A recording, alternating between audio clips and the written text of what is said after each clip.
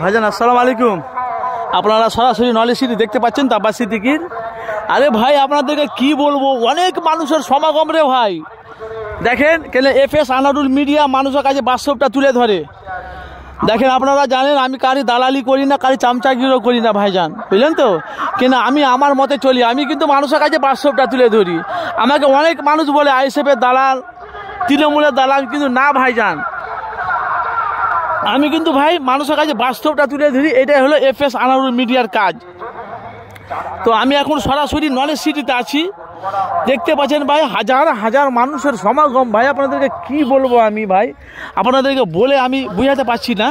সে চিত্রটা দেখেন, চারিদিকে খালি আব্বাস সিদ্দিকীর ভক্ত সব।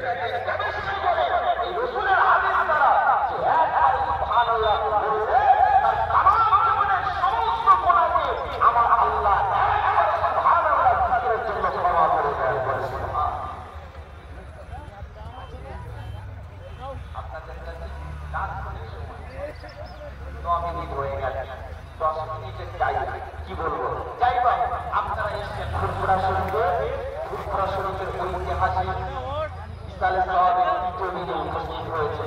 কত লোকের মেহফিল হয়েছে, সব জায়গায় অংশ নিয়েছে, কত আওলাদ জামান আছে, তাদের কাছে মিশবে।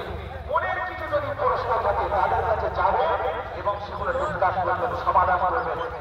জীবনটার উপরে আপনারা দাঁড়ানোর চেষ্টা করবেন।